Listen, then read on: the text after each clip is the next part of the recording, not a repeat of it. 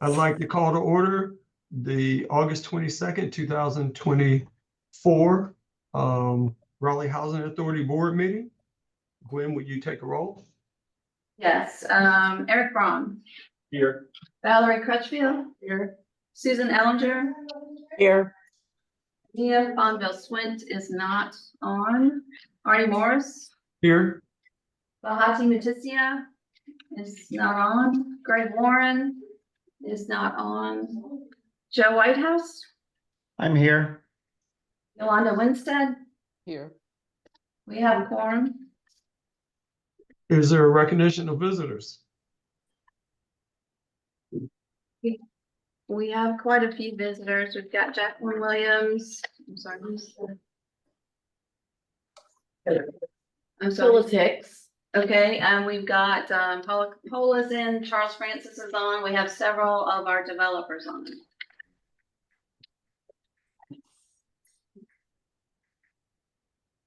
That's it. Are there any public comments? Yes, we have one coming, Arnie. Mr. Paula. Hi, I wanted to state that, I have a bunch of different issues that need to get addressed. And I know you don't have that kind of time to deal with them in depth here at the board meeting. So I would like to request, some of them. One is that I have, a request for reimbursement of the keys, my keys being taken from my property, my housing. While I was gone out of state. I also stated that they put, that I gave them a statement, a letter requesting that no one enter my property while I'm gone, my apartment area, and they did anyway. But when I came back, the keys were gone, and they forced me to buy new keys to enter into the apartment, and also my vehicle keys on that. Then the time of doing repairs, once I returned home, they had, we found that there was a water leak that had not been completely taken care of, and the mold was all over the closet and the bedroom wall, and on the water seeping in through the floor. So I responded to call that in to have that resolved right away, as we're supposed to, but it took them a week to be able to come out to look at it, and then, they still didn't do anything to address it. So the mold was already there, but the water was still coming in.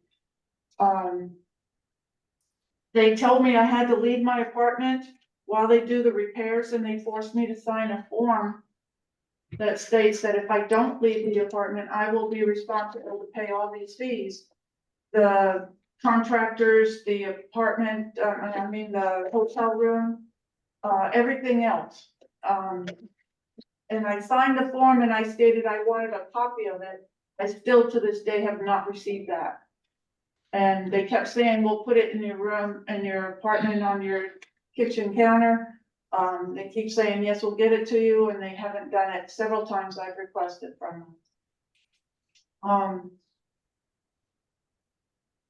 So the night prior to having to leave to go to the hotel room, I had put my things into the vehicle and was going to drive off, but some tow truck came in and said they're allowed, and they started to tow my truck away, so that I would not have the ability to go to the hotel room.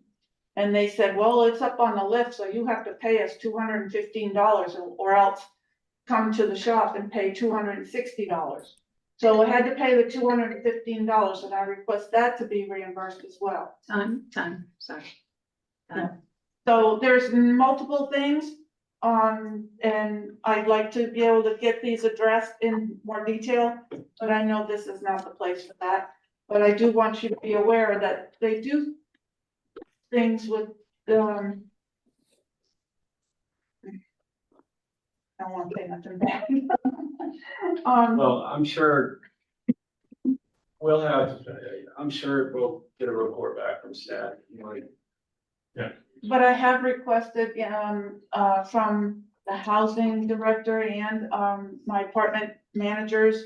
And I even spoke with you last weekend at the convention center, to have these things addressed, and, I've still not heard from anybody, and it's been months. You and I spoke briefly while we were very busy, Right, and so I asked that you, bring it up with either your property manager, you said you did, and so now have you brought it to, Sonia's attention?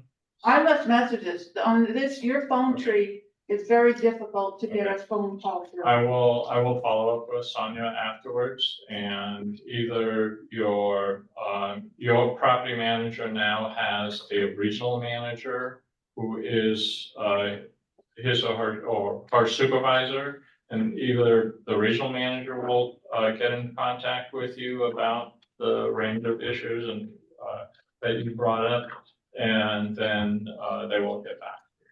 I also, because of not getting any response at all, I had filed a form for a formal hearing. And it's been more than the 10 days and I've gotten no response on that either. We'll follow up on that.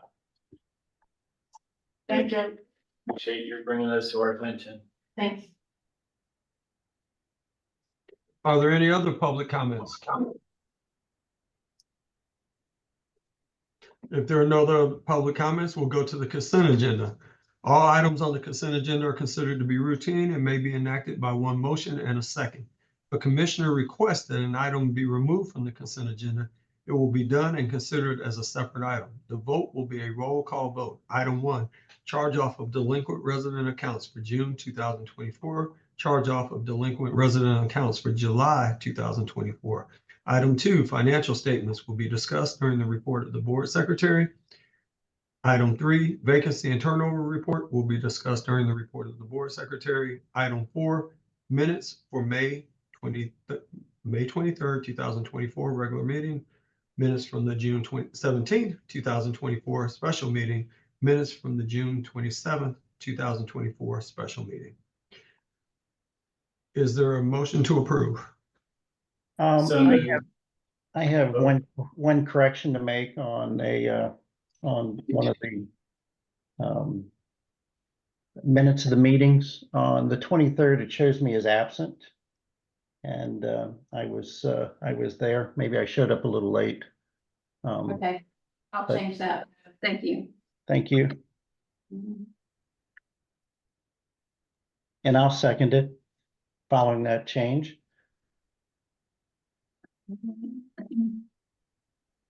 Eric Braun, yes. Valerie Crutchfield, Yes. Susan Ellinger, Yes. Bonnie Morris, Yes. Bill Whitehouse, Yes. Yolanda Winstead. Yes. The consent agenda has been adopted. There's no report of the board chair. We'll move to the report of the board secretary. And that would be me. Good evening.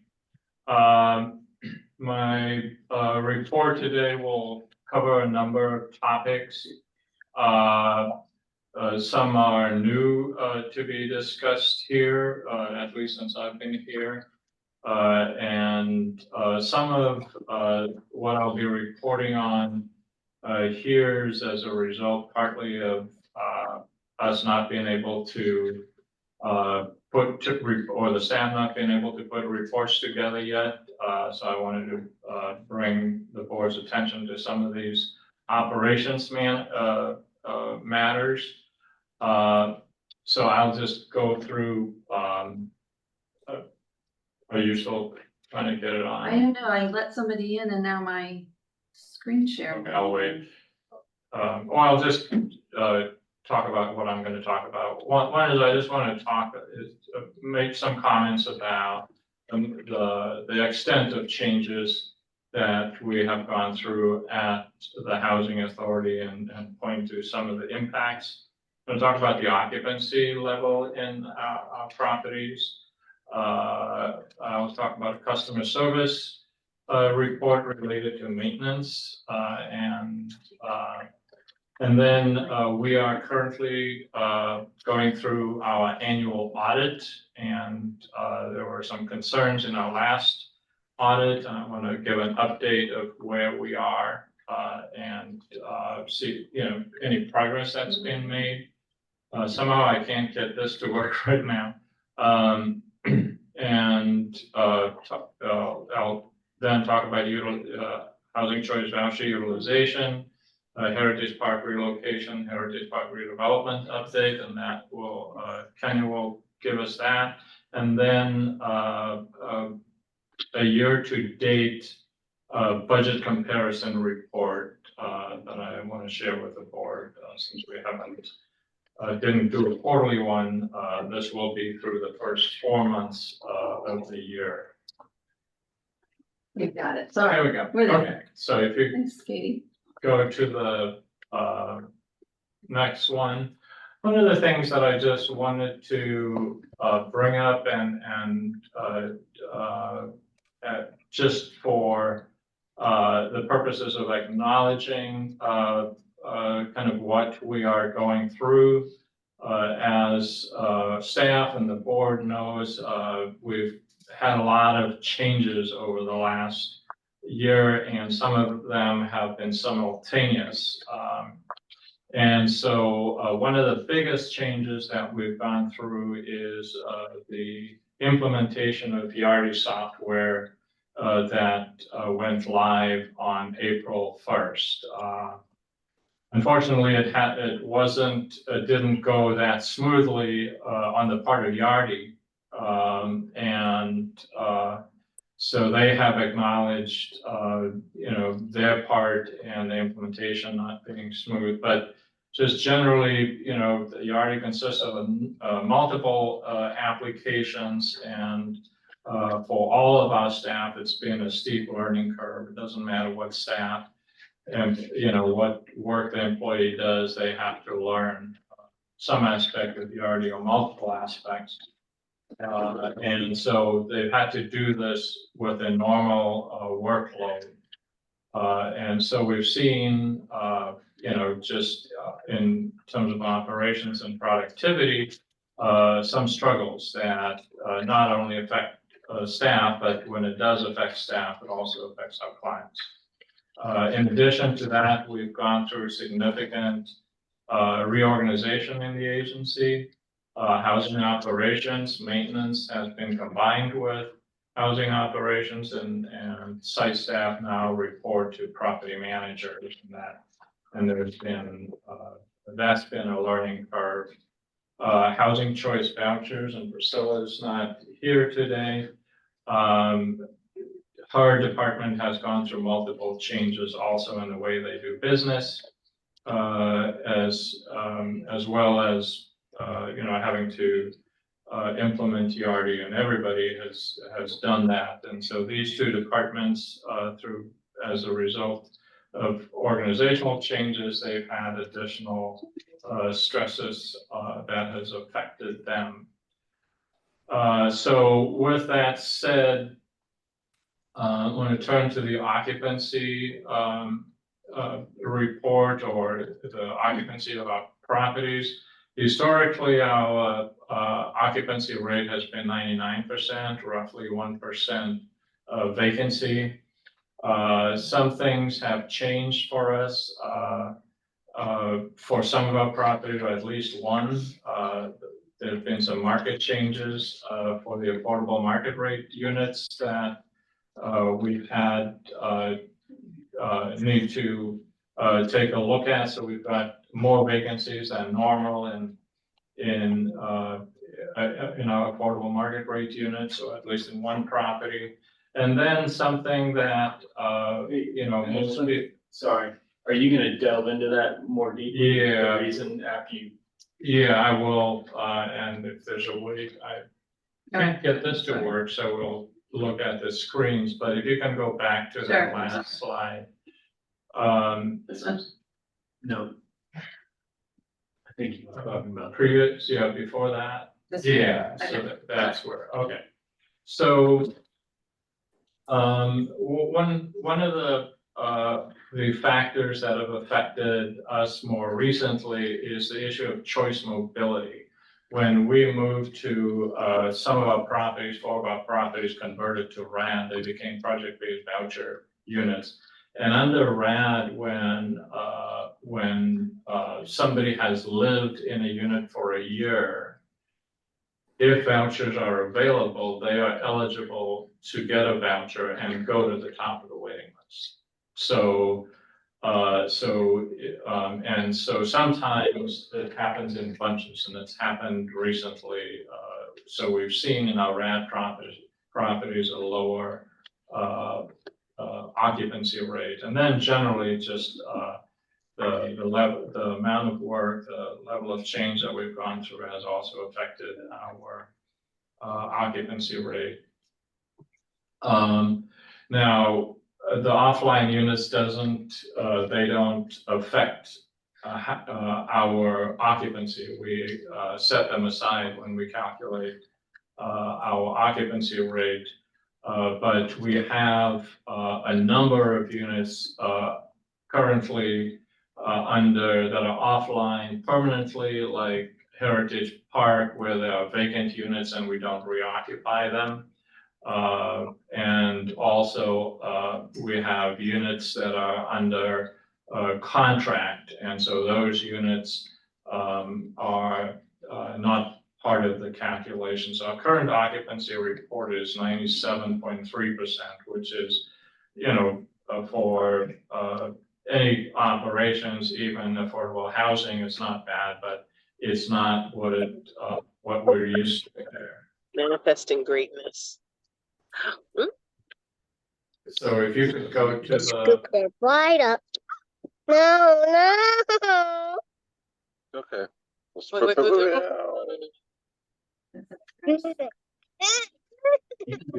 Oh, That's Chris. All right, But just to clarify on the, I think you said it, but I want to make sure I understand. So that occupancy rate does not include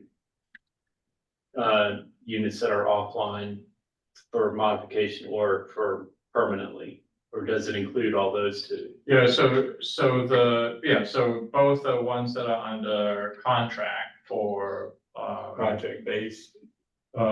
or the ones that are permanently offline, like Heritage Park, those aren't factored into this occupancy rate. So if we did, It would be high. the occupancy would be Or lower. lower. Yeah. So this is, sorry, it's kind of small. I was gonna show it up here and it's not working.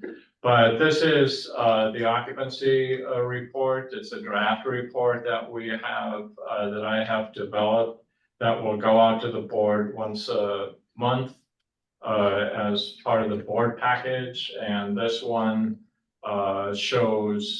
this report shows the occupancy percentages for each property, the number of vacant units, and so on. And from the ones with the highest occupancy rate at the top to the lowest occupancy.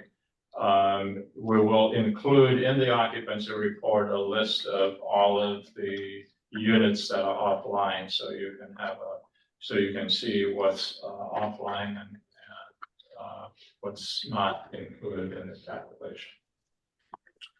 But we expect that this will improve as we move forward. So when we have an occupancy rate of 97 or more, or vacancy rate of less than 3%, we still get full public housing subsidy. So the next Are we worried that we're gonna drop below that 97? one, Are we concerned that we're gonna drop below that? we may drop for a month or two, and it's for that month or two where those, the normal 3% where we get the subsidy for those, we might not get those. It's not a significant financial hit. So How will Heritage Park affect all this as we start going through the redevelopment? sorry, can you repeat that? He So- said how, How will Heritage Park work? How will Heritage Park affect the redevelopment? This occupancy and when we get paid. How will Heritage Park, this is a question that Liz and Jennifer may be able to answer better than I, but once a property goes through redevelopment, through a Section 18 disposition, at some point, the subsidy is decreased and it steps down over a period of time. So it's not just you stop losing or you lose complete subsidy. I think it starts at 75, if you get 100% and 75. So we'll continue to get and some form of capital subsidy here. So let me turn to maintenance. So, obviously in housing operations, occupancy is, the key performance measure because we want to make sure that we house as many people as we can. But a close second is our customer service and how we serve our residents, and often maintenance, how we do in maintenance determines how people feel about our customer service and their property. So a key measure for measuring customer service through maintenance is the turnaround time for resident requests. So what I mean by that is when a resident requests a work order, is documented, and so we can separate out the resident requests versus work orders that the staff put in based on what they hear and see. And so what we will do from here on forward is to provide the board and our community a report on how we're doing on specifically resident requests. We'll provide other information too, but this is a priority for us. So for emergencies, the standard is 24 hours, that the emergency should be abated within 24 hours. And for routine work orders and urgent, our target is to do it at an average of 3 days. So sometimes, if we do it for 5 days, that's not that's unacceptable. But when we look at all of the work orders we do, we want to average around 3 days. So right now, given what we have gone through, whether you're an administrative staff or a maintenance staff person, you are learning to deal with new software. You're learning to do work with new devices, and so that has been a struggle for some of our staff. We're seeing results in our data that indicate that we're not meeting that 3-day average.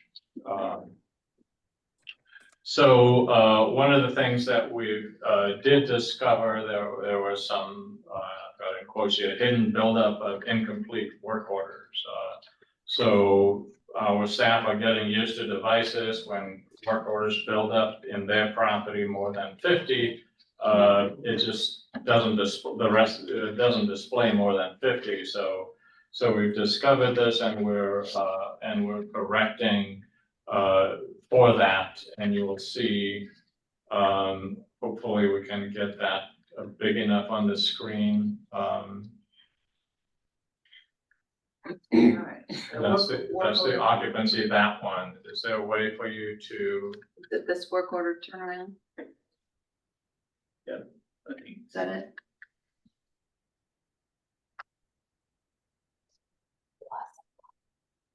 What?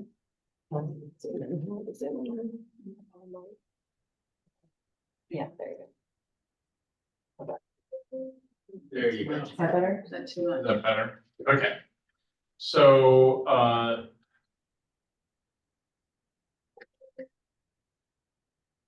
technology is beating me up today.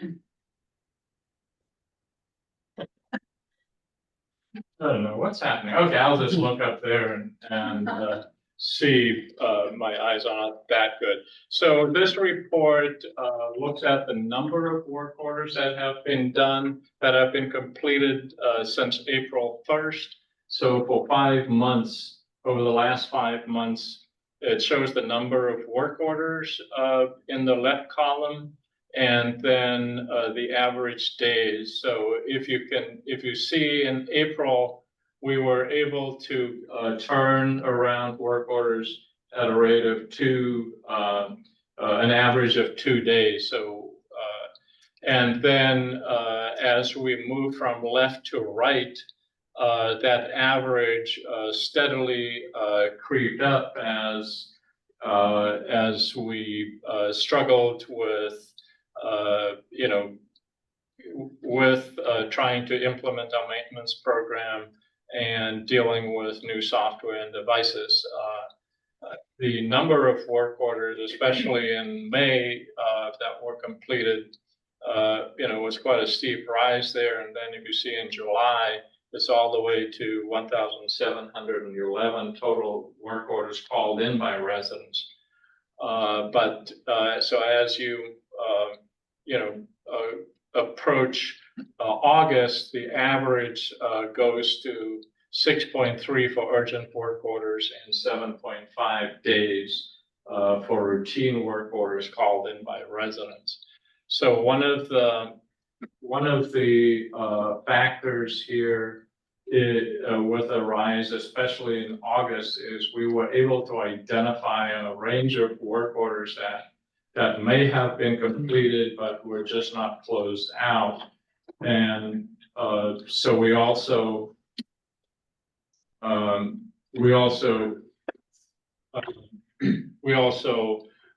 have started to work on work orders that have been open for a while, so hence the increase. But I wanted to bring this to your attention so that you have a sense of, this has happened, and we have our arms around the issue and working on it, so this will improve. One of the benefits of the Yardi system is that we have the ability to create really robust reports that can help us understand and identify where the issues are, which is what we have done here. So, the turnaround is not because staff are not working, they're still extremely productive. It's just we've lost sight of some of the workloads. But this is a report that from here on out, the board will receive about our turnaround of work orders, as well as an additional report that looks at the number of open work orders, so you have a sense of that. Okay. I'll go back to the PowerPoint if I can. Okay, so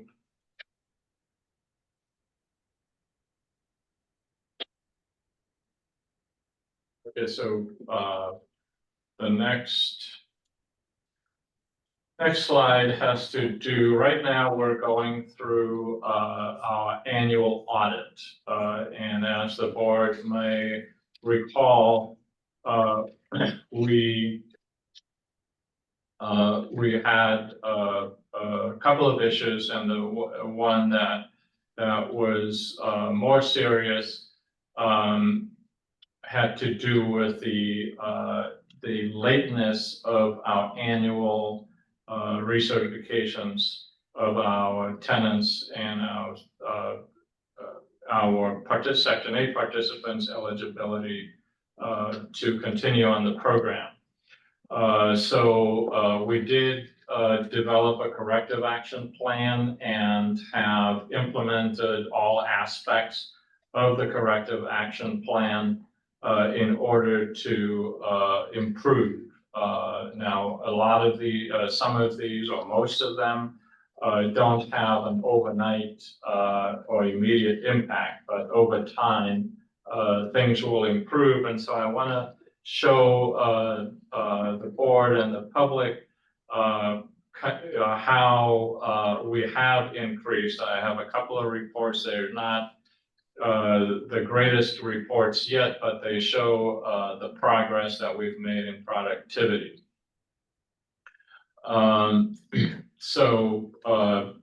As you may remember, we received the audit report in the fourth quarter of 2023. So that was already almost 3/4 of the way through the next audit evaluation period. We have increased our staff, which was part of our plan, but we're still not fully staffed. We've increased output, we've increased the output, meaning the number of recertifications, and we have reduced the percentage of recertifications that are late. And in August of 2024, which is this month, is the first month since we started when there will be no late research since last year. So we're in a good space where the Section 8 staff have worked incredibly hard to correct the issue, but more than that, they have done the other work, and I'll get to that. They have significantly increased utilization. So just for context, we need to do about 335 annual recertifications per month to cover the 4,000 plus residents. And so I have a couple of reports that I have up there, and I'll explain what they show. So this report shows how many recertifications how many recertifications have their next effective date in 2025, meaning next year. And so that's 2,988, so almost 3,000. And so we have 4,000, just around 4,000 total voucher holders. So that means, and it's a little,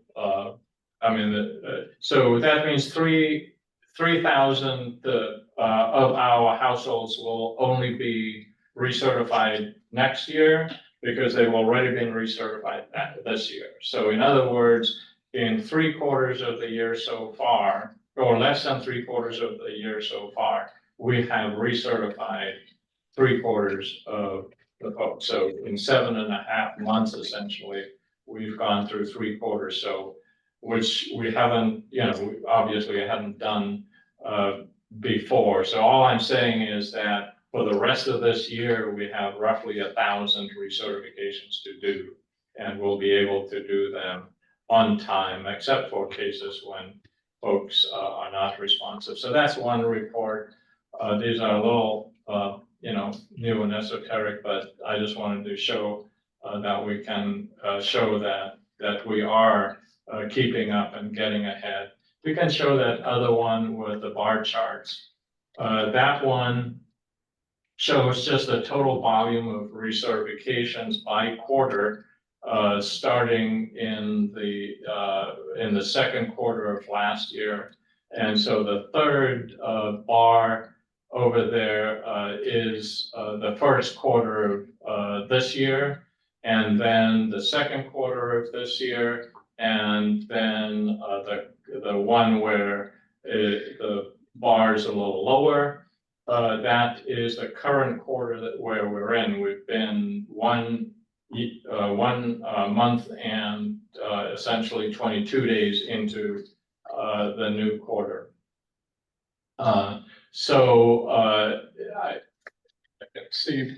So what we've seen over the the last half of last year and the first almost 3/4 of this year, that what we've seen is a 27% increase in the number of recertifications that we've done.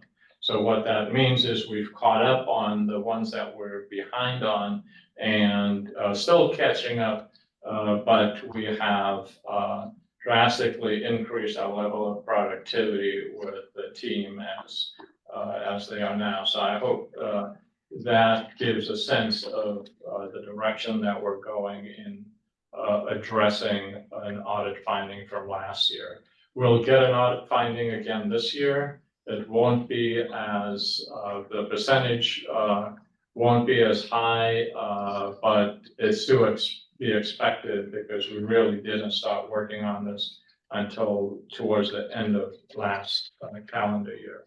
So we've completely caught up with the backlog, or are we close? Yeah, so what the finding said was that 27% of our annual recertifications are late more than 60 days after the due date. So that's, it's kind of a low standard, but it's a tough standard for given where we were in terms of our staffing levels and other issues.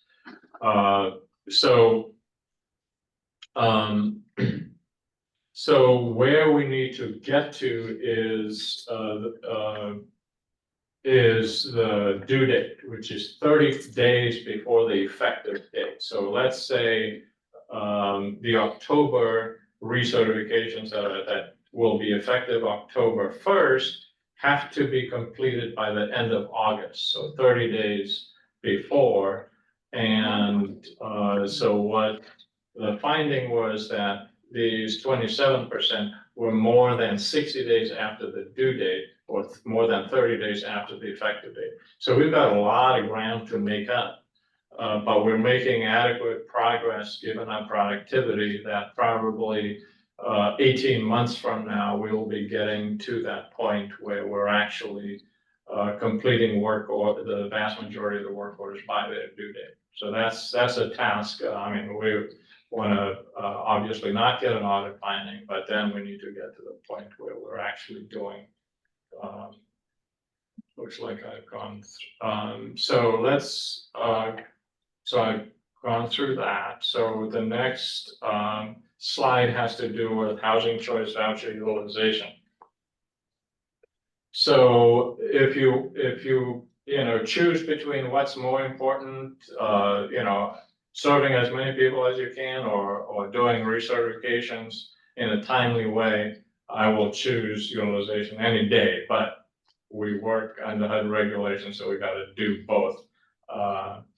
Although my conclusion is that HUD is less concerned about increasing utilization, they're more interested in making sure that we spend the money that we get. So one of the things, and Priscilla is not here, I want to give her and her department kudos for. Priscilla's on. Oh, she is on. Oh, I can't see you, Priscilla.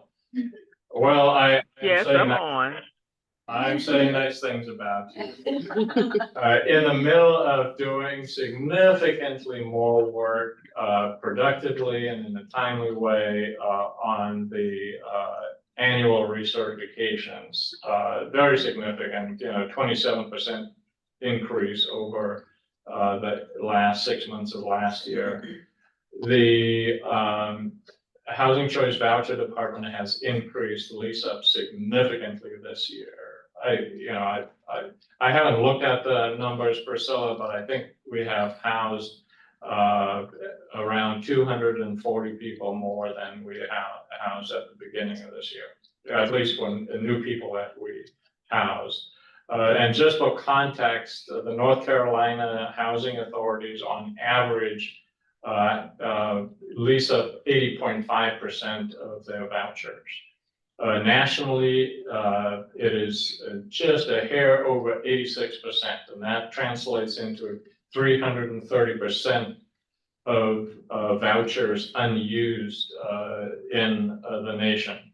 And in our latest report that we've received from finance, our current utilization rate is at 97.6%, which is a whole lot higher than it was at the beginning of last year when it was just barely at 91%. So we have probably outdone ourselves, but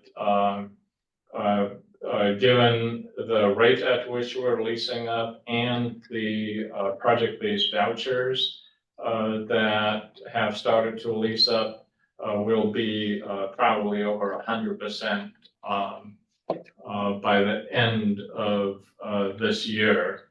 And Does that translate into a dollar?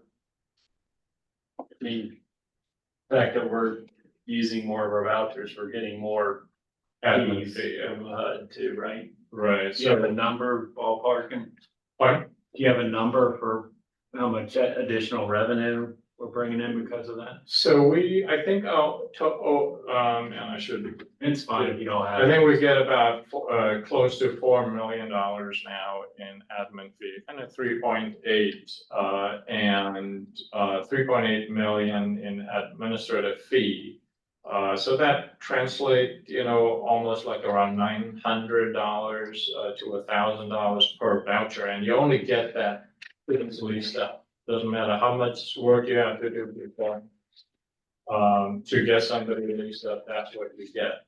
And so if you multiply, say, 250 new people that we are housing times 1,000, that's $250,000 in additional revenue to pay for administration and staff and so on. So this is a truly significant achievement. Very few housing authorities around the country get to 100%. There's one small housing authority in North Carolina that has about 98% right now. So that's the only housing authority that has a higher utilization rate than the Raleigh Housing Authority. So congratulations to Priscilla and her staff. Okay, so Heritage Park relocation. There are 87 families that are currently occupying the site. Our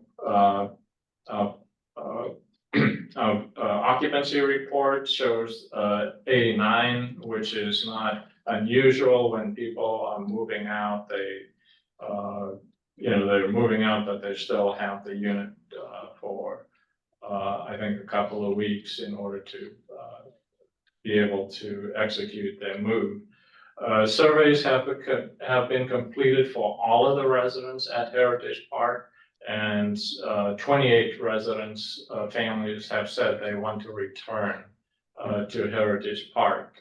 So from the folks who, before some have moved out, it's roughly 26% of folks who are coming back or who intend to come back. Now, some of them may change their mind, but so it's not unusual for it to be less than 30%. Our HCV staff have been offering information sessions on site for residents.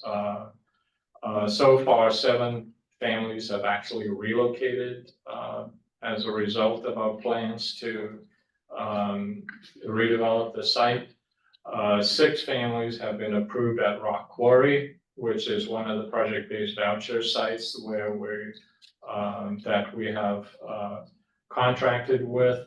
An additional 7 families have been approved at Thrive at South End. So there's quite a bit of movement already, and especially due to the fact that we are signing these project-based voucher contracts. We have one staff currently on board who's a relocation specialist, and we've hired a relocation manager who starts in September. So a lot of good news about relocation so far. And so was the intent with those relocation managers? the idea would be whatever property we start to redevelop next, they Right. roll into finishing this one, and then ideally we'll Right. be starting a new one if Right. things go. So eventually, I think we may be in a situation where we'll have one manager and 3 or 4 specialists. And when I say specialists, they're not just doing relocation, they're kind of social workers having to counsel and support folks on site. Development, and this is where Kenya will do a couple of slides here. I'm glad you still have some hair. It's great. No, I think, just a couple of brief points to touch upon. And I think that the first two, have major impacts on the site. And so those are things that are still, being worked out, that will ultimately could potentially change the initial site plan. The city of Raleigh, we've been working closely with the city of Raleigh. And on behalf of RHA, they engaged Kimley Horn, under their already existing downtown mobility study that they were working under. Kimley Horn is also, just for clarification, Kimley Horn is also, represents RHA and is our civil engineer as well. But this particular engagement was under an existing study that was, Kimley was already working with the city on. So are we reimbursing for our portion of that, or is the city actually paying for that? The city is actually paying for that. And the reason that is because this downtown mobility study, what they're studying is the potential change, to the interchange to the Cloverleaf. And so Kimley has, on our behalf, proposed some options to the city. And those required studying, but it wasn't just an impact to Heritage Park. It really impacts that entire region, and all of the other projects around it. So it made more sense for that engagement to go under the downtown mobility study. Are they gonna throw in South Street at this point? Yes, and it also includes, the potential closure on South Street and, the reroute option that's being proposed to NCDOT. That is, again, that's still being studied. We had a meeting just before this one, so that's still being studied. And the results of that, and they've been working on this for quite some time, so, and the results of that, and I think it's evolved as the South Street discussion has evolved as also.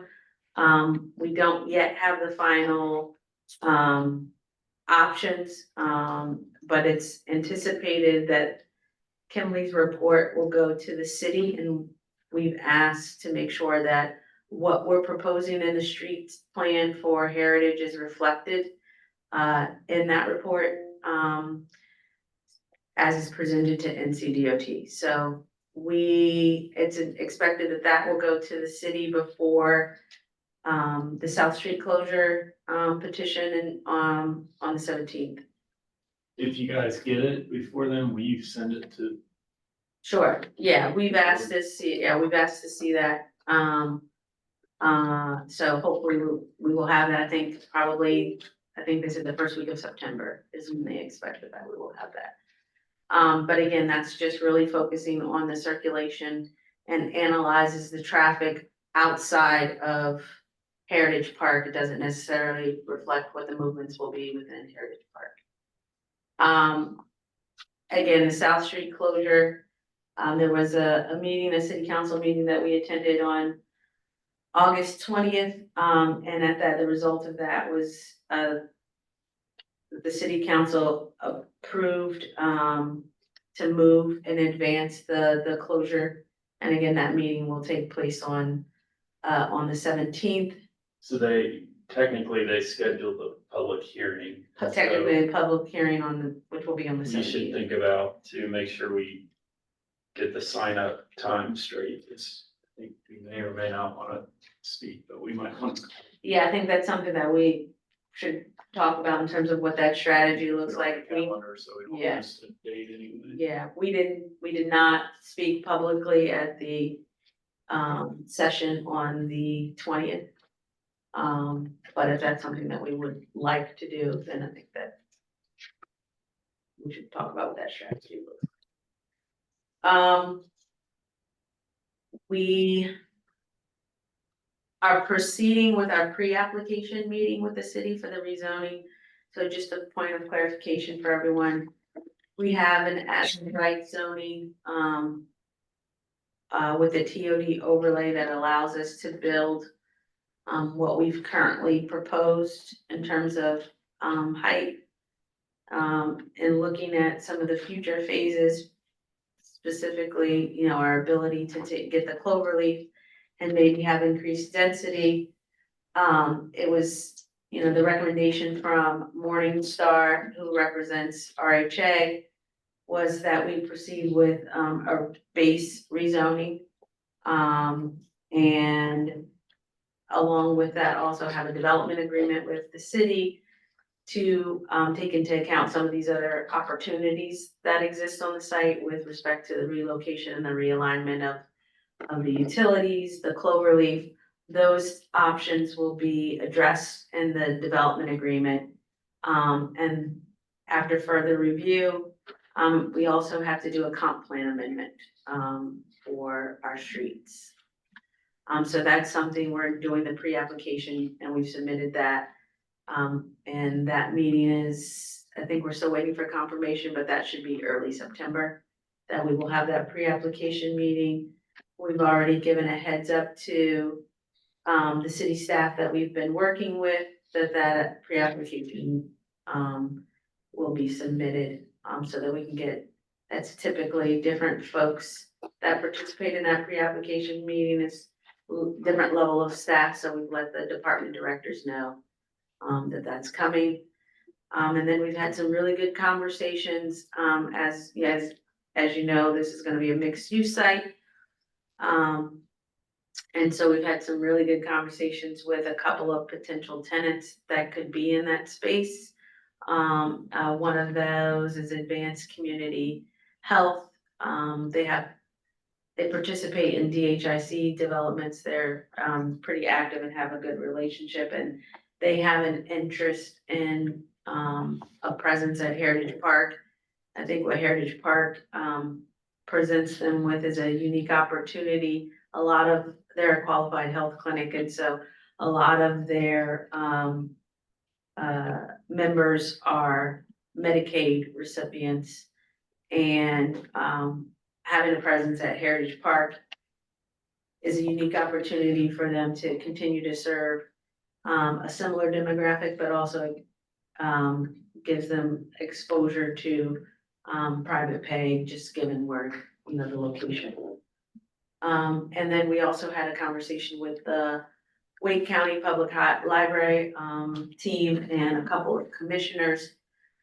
As you know, if you don't know, there's a library bond that's coming up. And some of the funding In for that. November, we're gonna vote for that. Yeah. Or we're gonna vote on it. Yes. Some may vote for it. And so that's I think they haven't had one in quite some time. Some of the dollars that are slated that are gonna come from that bond have already been applied to projects. But there is an opportunity for, at least there seems to be some interest in working, you know, trying to think creatively about what a presence might look like, even if it's not a traditional library. What a presence might look like. I know that they're interested in a digital learning center, and trying to figure out under the digital equity program, having a presence and embedded in other communities. And so that's something that we continue to discuss. So I think that's great, and that's partly what we've been hoping that, you know, the new Heritage Park will be part, you know, more integrated into the broader community. They have, you know, they'll have, you know, reasons for people to come to visit the community. What if I was thinking about the library. If somebody, we went and some private person came and said, we want to contribute, donate to the housing authority's efforts to do X or Y. Do we have a vehicle that, or somebody could write a check for $50,000 and could we accept a donation, or do we need to think about how to do that? If we have, as this comes along, I can see maybe, developing relationships with potential private funders that might be interested in helping with like a library and, stocking it with books or whatever it might be. Do we have the ability to accept? And we don't have to answer it now, I just was curious. No, I mean, that's a good question. I think, it's something that we can look into. I think if it's project specific, but I think big picture, just thinking about all the things that we're working on. That's something, if it's project specific, we have an LLC that's set up specifically for this, so I think that seemed, is Charles on? I think he was. It was. Oh, okay. I was gonna say, if that's something where that could flow through. We also have some nonprofits that we already have, other affiliates, where that could flow through as well. But I mean, I think that's a good question. I have seen where other housing authorities through,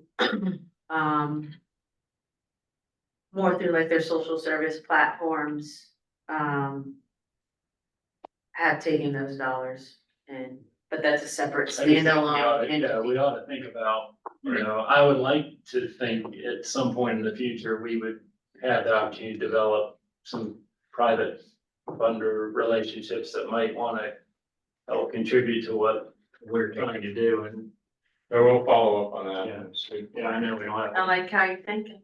Yeah.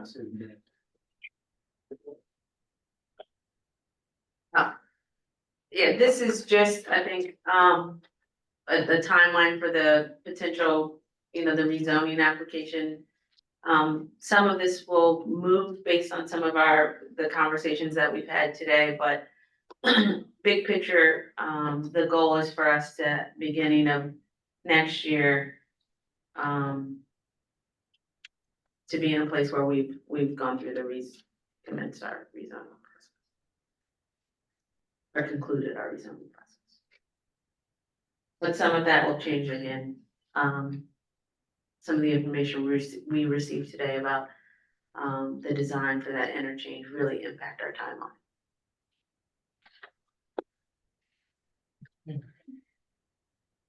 So just last segment of my report, just one of the areas where we've struggled is to make sure that we can get financial reports that are accurate.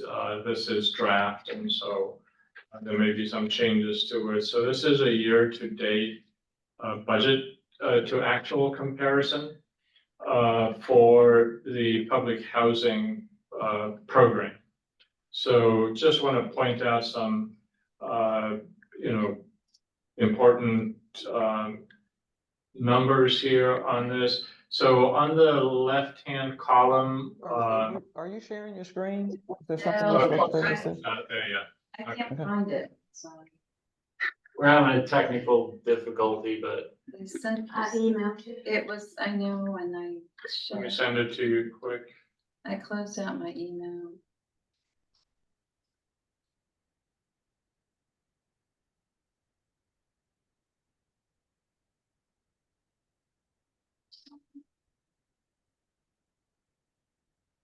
Okay, it's on its way.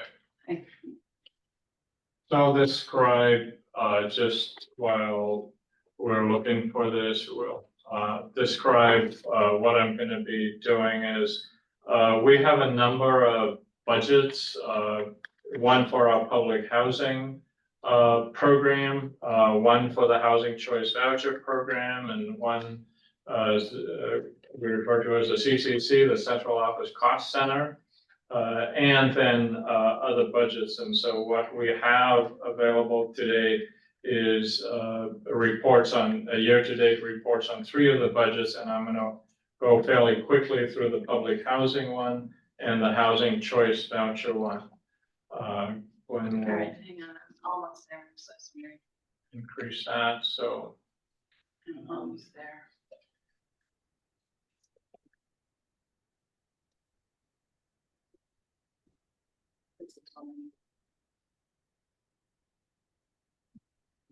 I know everybody has to, you gotta sign into everything. We understand. Don't worry. It was sent to me late.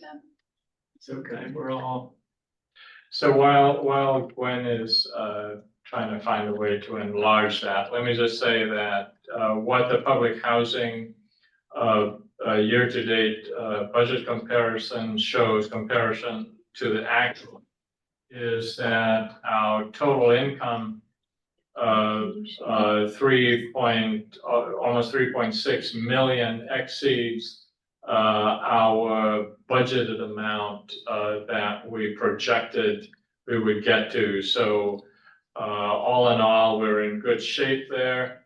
Our tenant income is more than what we budgeted, about $166,000 more. But what will happen is we will get less operating subsidy because of the higher tenant income, so they'll balance each other out. So that's.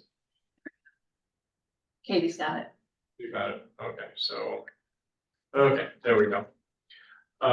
When it comes to our expenses, the biggest variance is 28%, and in dollar amount, that's just over $250,000, where we have spent $250,000 less than our than we budgeted over here. Sorry, I'm pointing to the wrong line. The employee expenses line of $665,000 versus $922,000 budgeted, and most of that, if not all of it, has to do with the fact that we haven't filled all of the positions that we have. We have 141 positions, and right now we're at 115. So where is our biggest hole trying to fill places? right now is all over. In terms of percentage, our asset management department has the highest percentage vacancies, but then we have, vacancies in property management as well as maintenance. So every department has. So we're working on that. So all in all, this budget is in good shape going forward to the rest of the year. There are some big variances. In protective services, you'll see 154% there. That's you've given us notes on that. Protective services cost at Heritage Park. I thought that was what it is. So we have had a contract for security at Heritage Park that has increased that line substantially, and we did that after the young man was killed at school, and some violence broke out at Heritage Park. Are we still continuing that add security, or is it? Yeah.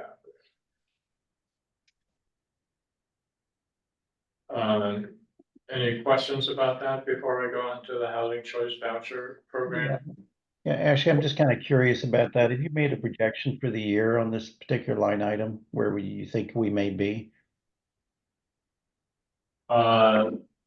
We have not made a projection of where we might be on this, no. And our fiscal year ends towards the end of September, right? Our fiscal year, March. Oh yeah, that's March federal. I 31st, forgot March. The federal government. So right now, it could be that we'll get close to $250,000 for the year on just for heritage partners.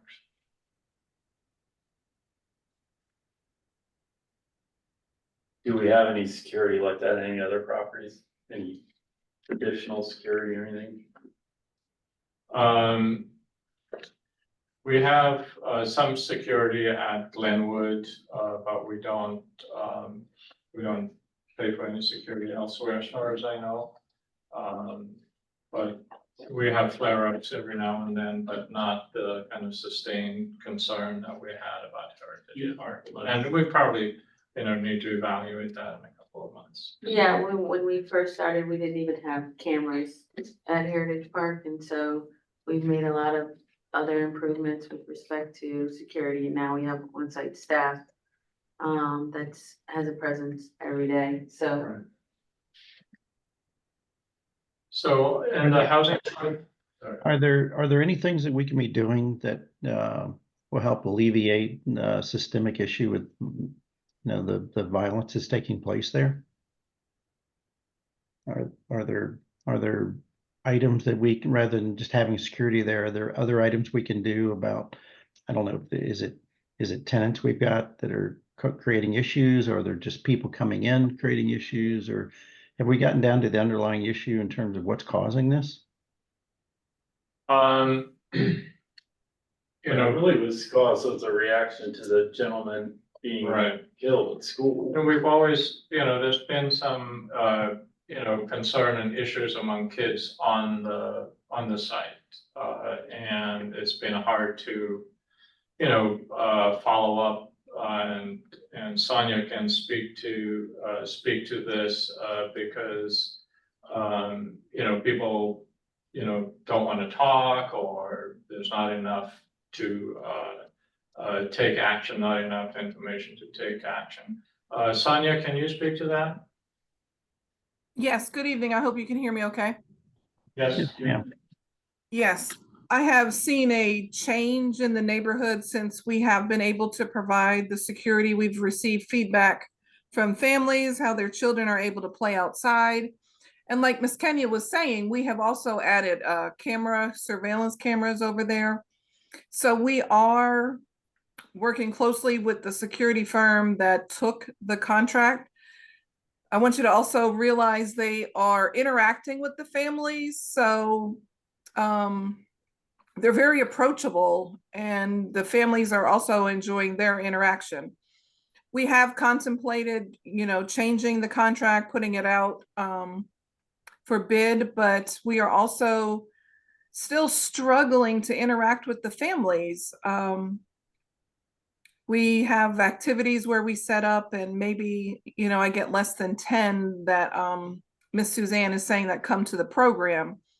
Some of that is to specifically talk about difficulties with parenting and that kind of thing. So I appreciate your concern, and I do want you to know that we are working with the families. It is tough.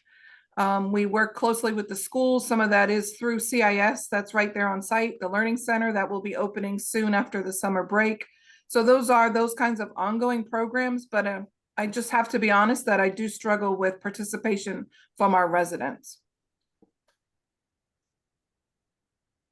Thank you, Sonia. I'll add here, because DHSC has some similar experience. We just started a contract for security patrol after hours at our Washington Terrace property, just because there's just a general sense in a lot of the communities that we have, and I don't think this is uncommon across the city, of folks not feeling safe, being concerned about who's coming and going through the properties because they're open, and also about, things that are happening and being instigated by folks who don't actually live there. And so we've also struggled with when to provide security, extra security beyond cameras. And we've actually started implementing this at a couple properties just because the residents are asking for it. And it makes them feel safer to know that there's someone there when the office is closed that can kind of pay attention and keep an eye on things. And also just be a deterrent for folks coming in that don't live there, causing problems. So, I mean, it is expensive, but it's also money well spent. Yeah, and this was also similar in terms of, this was in response to direct feedback from residents about wanting to have this presence as well. Yeah, no, I think I know it's a cost and we have to deal with that, but you know, as long as it's, the residents are open to it and obviously we're not over policing or anything like that, but that we're bringing relationships. It sounds like these folks are good at, you know, interacting with residents and getting to know them and stuff. They are. It seems like, you know, we want to err on the side of safety and making the residents feel comfortable. So the housing choice voucher comparison report, so we have two streams of income, primary streams of income for the vouchers, just for HCV. One is the income to pay for rental assistance. And we took that out of this report and put it at the bottom of the report, because this is money that comes in and it goes out. And so if there's a variance between the projected income and the actual income, that could distort the entire budget. So far this year, $14.3 million received or spent, where we projected $12.7 million. So, but the other stream of income for this program is the administrative fee. So through 4 months, we've received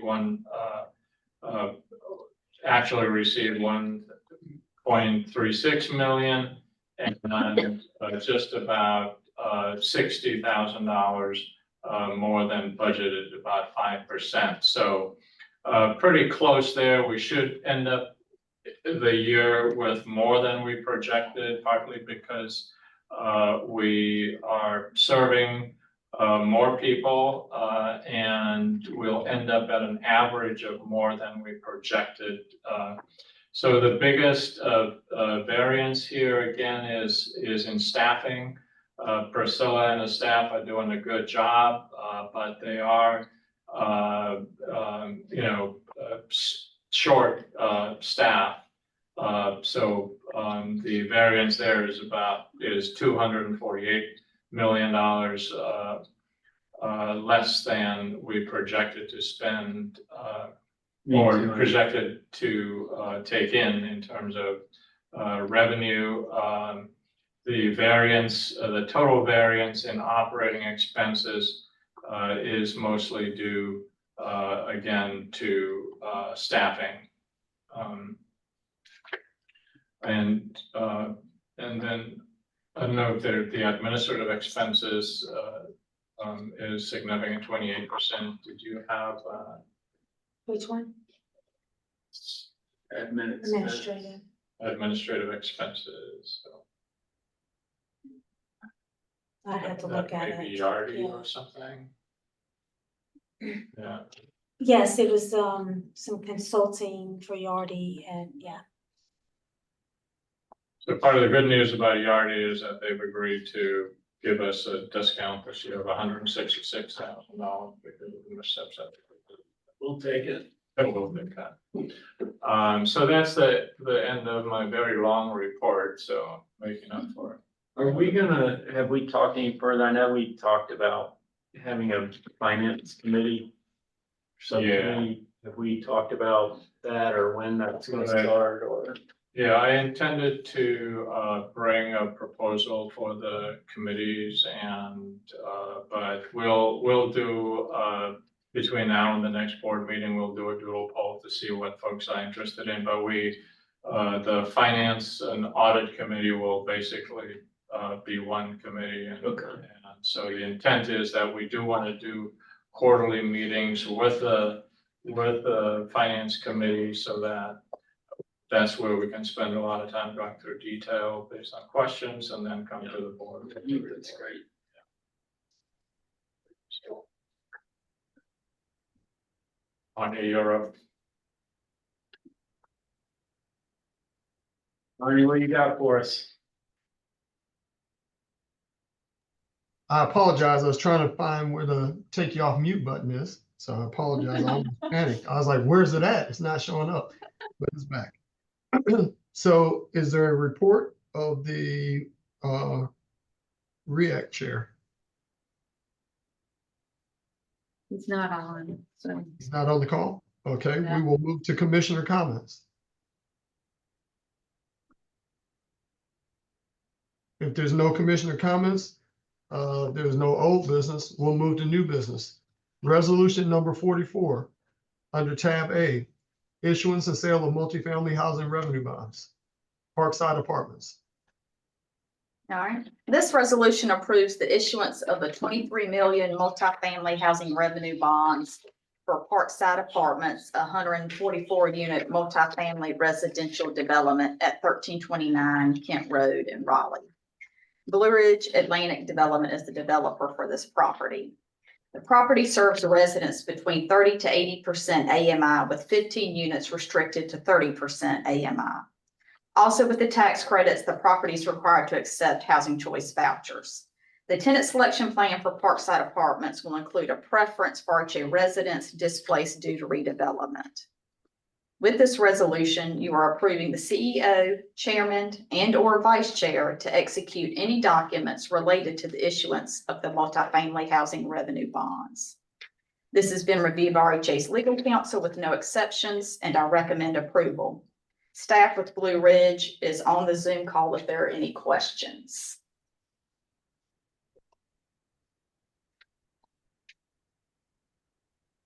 Is there a motion to approve? I move approval of resolution number 44. Is there a second? I'll second. All right, Eric Braun, Yes. Valerie Crutchfield, Yes. Susan Ellinger, Yes. Arnie Morris, Yes. the White House, Yes. Yolanda Winstead. Yes. Resolution number 44 has been adopted. Resolution number 45, approved finance team, Parkside Apartments. This resolution is also related to the 23 million in multifamily housing revenue bonds for Parkside Apartments. This resolution is to approve the finance team. It is required in deals where the approval of the North Carolina Local Government Commission is required. The Local Government Commission wants to see that RHA has approved the finance team. This has been reviewed by RHA's legal counsel with no exceptions, and I recommend approval. Are there any questions or comments? I'll make a motion to approve. Is there a second? Second.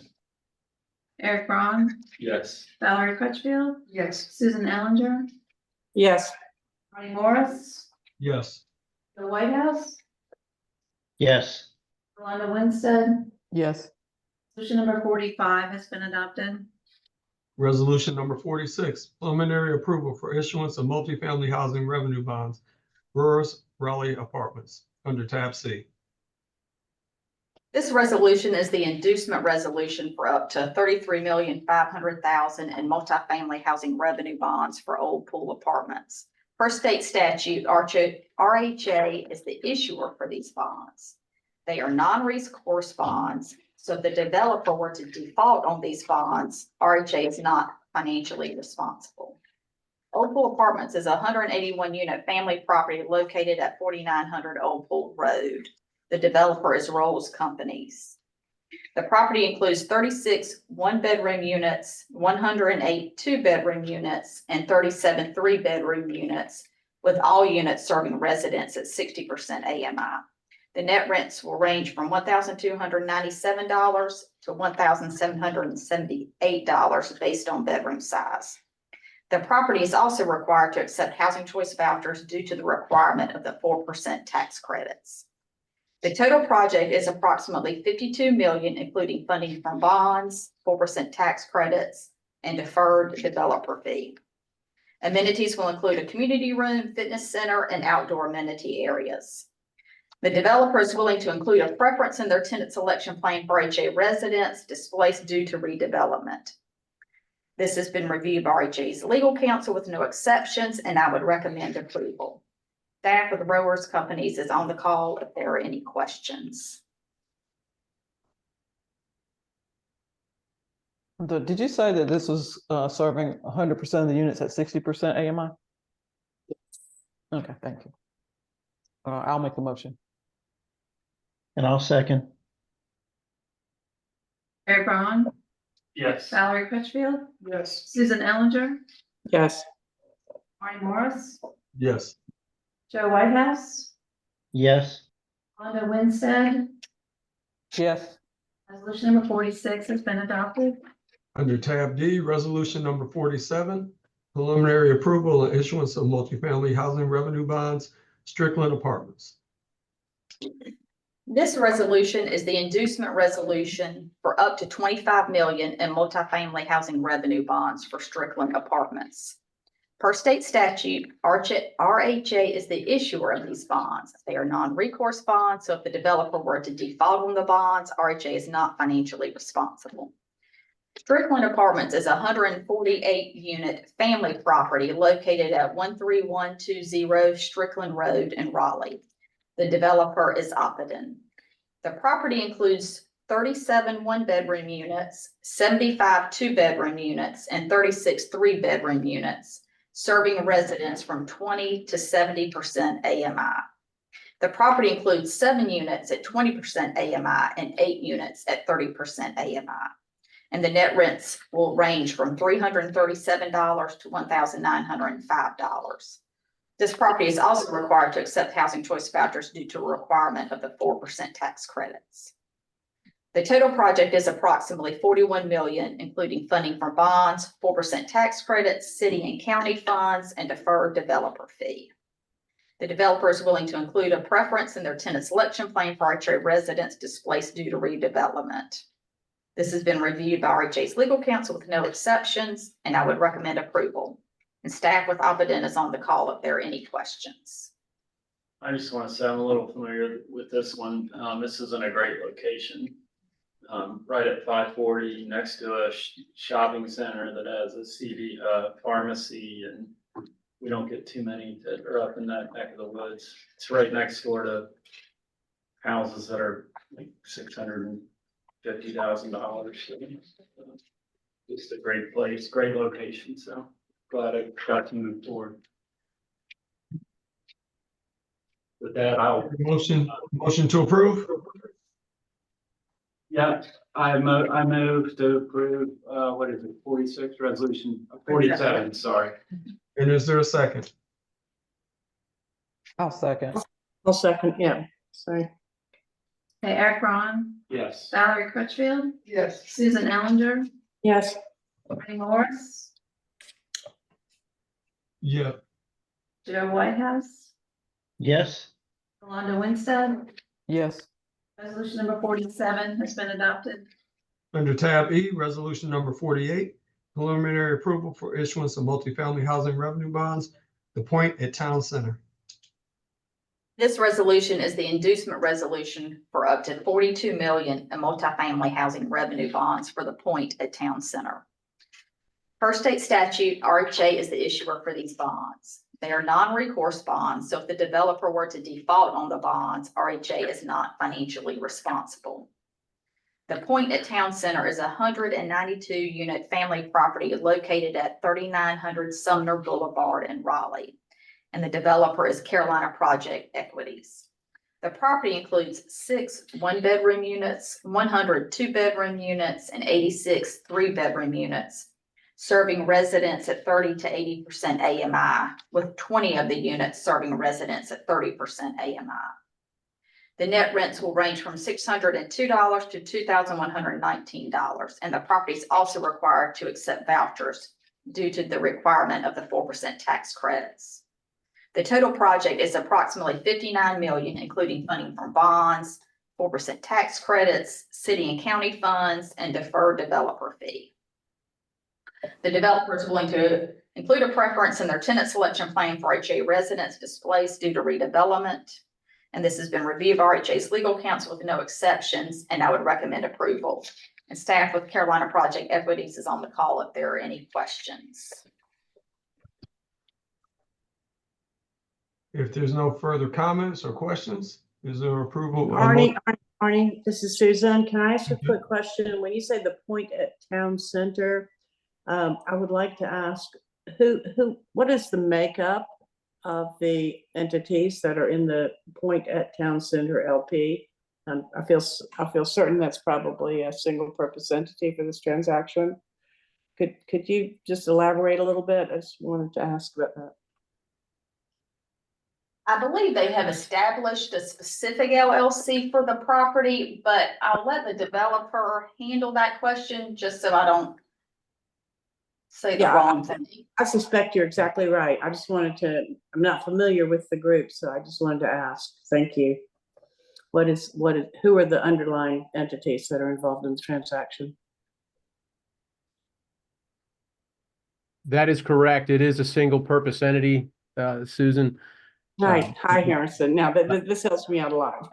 When you just stopped Susan, talking. this is Harrison and Mark Uh-huh. Tipton with Carolina Project Equities that are the owner developer of this project. And we have already established a single purpose entity, the point at Town Center. Very good. Thank you. Thank you very much. I appreciate you answering that. That's what I just didn't see you in the group. I was just curious to see who was underneath the overriding LP. Thanks. All right. Thank you. Go ahead, Arnie. Excuse me. And any additional questions or comments?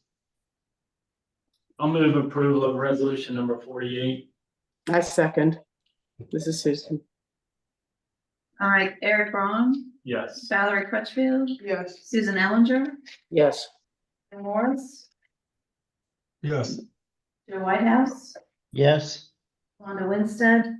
Yes. Resolution number 48 has been adopted. Under tab F, resolution number 49, renewal funding from, I'm sorry, before we go to 49, I'll need to recuse myself from this one, from 49, since Murphy School Apartments is an affiliate of DHSE. okay, thank you. Under tab F, resolution number 49, renewal funding from HUD for 46 units at Murphy School Apartments. All right, I'm gonna give Jennifer a moment to catch her breath. Murphy School Apartments is a 46 unit mod rehab, section 8 property owned by Murphy School LLC. Their 15-year contract expired in 2005. Since that time, annually, RHA has requested to seek renewal funding from HUD. The current contract extension expires in December of 24, and the LLC has asked RHA to pursue another year from HUD. This resolution authorizes staff to draft a letter to HUD seeking approval. If approved, it is also authorizing RHA to requisition the additional funding, which is just over $389,000 for HAP and administrative fees for the upcoming year. I'm glad to answer any questions. So we do this annually? Yeah. Is there a way to do it for longer periods of time? I'm just curious. Don't know if there's a reason that we have to do it annually versus. I'm gonna try to answer, and if anyone else knows me, if I say something wrong, let me know, but my thinking is no, we would have to do it annually because HUD gets their approved budget annually for disbursement of funds, so. But don't some of the contracts, don't the original contracts, aren't they for like 15 years? Anyway, I was just curious if. Yeah, I think you're under extensions with this one. Yeah, I think, we're past that 15-year period, so we have to annually request the Right. extension. I think that's just- right. My own information, but so no other questions. I move approval of resolution number 49. I'll second. Eric Braun, Yes. Valerie Crutchfield, Yes. Susan Ellinger, Yes. Ernie Morris, Yes. Joe Whitehouse. Yes. Resolution number 49 has been adopted. Under tab G, resolution number 50, MOU with the city of Raleigh for the purposes of acting as a responsible entity for environmental reviews. Over the past year, Raleigh Housing Authority has implemented a project-based voucher program and began the master planning process for the redevelopment of Heritage Park. As these are HUD-assisted projects, an environmental review is required. The regulation that governs environmental reviews allows the reviews to be completed by a responsible entity with units of general local government. RHA requested the city of Raleigh act as the responsible entity for the environmental reviews that are required by all project-based voucher awards and HUD-assisted development activities. The city of Raleigh has agreed to act as the responsible entity and to perform all environmental reviews related to project-based vouchers and for all activities that require environmental reviews pursuant to RHA projects. The city of Raleigh drafted a memorandum of understanding to define each party's responsibilities as it relates to the environmental reviews. This has been reviewed by RHA's attorney and provided to the board for review.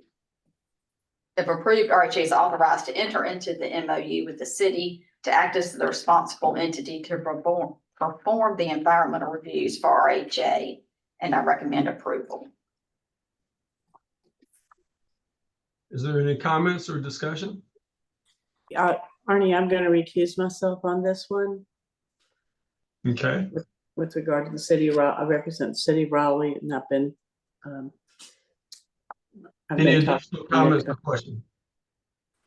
No, I'll make a motion to approve resolution number 50. Second. Eric Braun, Yes. Valerie Crutchfield, Yes. Arnie Morris, Yes. Joe Whitehouse, Yes. Yolanda Winstead. Yes. Resolution number 50 has been adopted. Under tab H, resolution number 51, personnel policy revision. Good evening. As we encounter various personnel matters throughout the year, it may be necessary to make changes to the personnel policy to provide guidelines on how to address specific issues. Periodically, staff brings these personnel policy changes to the board for approval. Resolution number 51 proposes changes to section 4.3 of the RHA personnel policy, dismissal during the probationary period. As this section provides guidelines related to the dismissal of employees who are in their probationary period. The probationary period is an extension of the selection process, providing time for the adjustment of an employee and or identification and removal of employees whose performance doesn't meet acceptable standards for the position for which they were hired. New hires must serve a minimum probationary period of 6 months. Probationary employees are provided with performance appraisals approximately every 3 months during their initial probationary period. If an employee is not suited, he has been hired for, and it appears that performance gaps cannot be corrected within a reasonable amount of time, effort, or training, separation is recommended. The current policy provides that if an employee is dismissed during their probationary period, which is typically within the first 6 months of their employment, they must be given notice of dismissal, which includes the specific reasons for dismissal being documented and placed in the employee's personnel file. North Carolina is an at-will employment state, so an employer can end employment at any time and for any reason, so long as it's not unlawful or discriminatory. The proposed revision to the RHA personnel policy would allow for the probationary employee's dismissal as approved by the chief executive officer without documentation of the specific reasons for the dismissal being provided to the affected employee. The proposed changes have been reviewed by RHA's legal counsel without issue, and I recommend approval. I have a question. I think you said 6 months probationary period, but I think this says 12. The initial probationary period is 6 months, but it can be extended up to 6 additional months. Okay. So it would provide for a full month, 12 month if needed. Got it. The only thing I have a kind of a slight suggestion is, I know the point of this is to say we might, but we don't have to give you reasons if you're a probationary period in the dismissal. Is that's the intent? I was just thinking, we could, to make it clear that that's the case. Charles, were you gonna say something? Oh, I thought somebody was, just say where it says which may, maybe do a comma, which may, but it does not, but is not required, comma, to include the reasons. Just makes it absolutely clear that you don't have to include them. I think it's implied here, but you know, if an employee's reading this, it may be easier to understand if you're not having to, but if it's just a suggestion, it's fine the way it is, but I think it could be a little more clear that it can include them, but is not required to include them. The may just is not quite as definitive, but. Yeah, I'm fine with that edit that Eric is recommending. I think where this is coming from is that right now the policy says that even during the probationary period, we're going to give them a reason. And there was a recent termination that you know, pointed out that was not a good procedure to have to follow. And so the idea behind this, Eric, was just that, you know, I mean, I think when you discharge somebody, if you can, it's good to give them a reason, but we just don't want to have to be compelled to do that.